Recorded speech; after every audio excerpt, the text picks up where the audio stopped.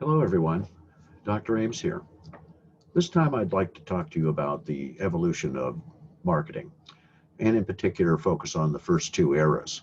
As you can see here, there are four eras in the history of marketing: the production era, the selling era, the marketing era, concept era, and the customer relationship era. Here's the same graphic that's in our textbook. You can see the production era began with the founding of the country, really, and ran to about 1930.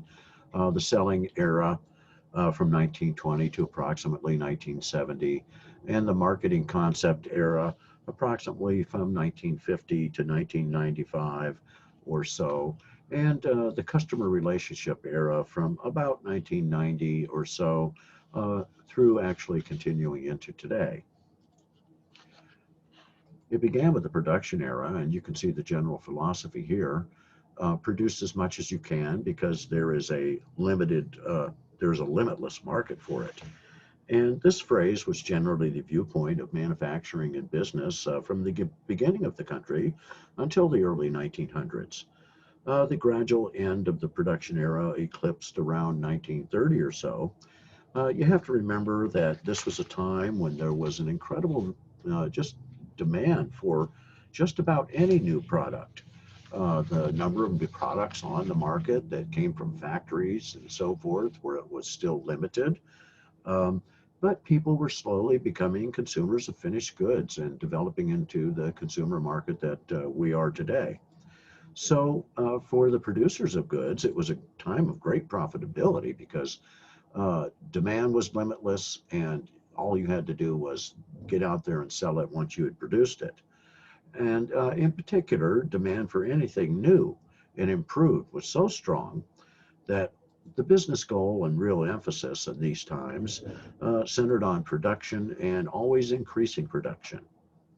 And when we look at the major industries or businesses really of this period, from about the start of the country through the 1930s, we're talking about farming and carpentry and various trades that workers had skills in, depending on where you were.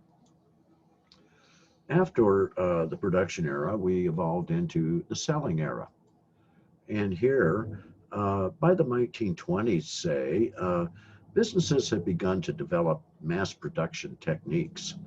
And this really evolved from Henry Ford. He gave us the automobile assembly line at this time with a moving conveyor belt that moved the work to the workers and so forth. And it caused great increases in the ability to produce numbers of goods and so forth. So for the very first time, we saw that these new mass production techniques allowed producers of goods the ability to produce more than that immediate market demand, which in the past had always been limitless because you could never produce enough to meet the demand. But now, with improved technology and processes and so forth, we had a significant change in the emphasis. So during the selling era, companies began to emphasize selling and advertising to persuade customers. The philosophy turned from producing to selling. And that was a significant change in the dynamic between producers and consumers. It did become about selling and advertising instead of increased production. And it was about persuading people. And so we really see the rise of marketing techniques is about persuasion, raising awareness. And today they've just taken the concepts farther and farther to connect with customers in different ways. The downside of this era in particular was that there was very little service after the sale at the time.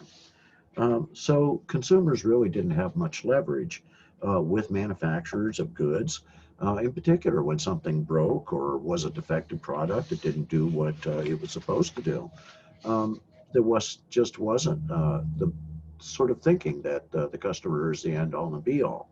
And businesses and consumers alike had not yet discovered the need or the means to do much of the customization of products that we enjoy today. So this selling era did last from about the 1920s and until about the 1970s or so. Okay, folks, that's all I want to talk about this time. I'll talk to you again soon.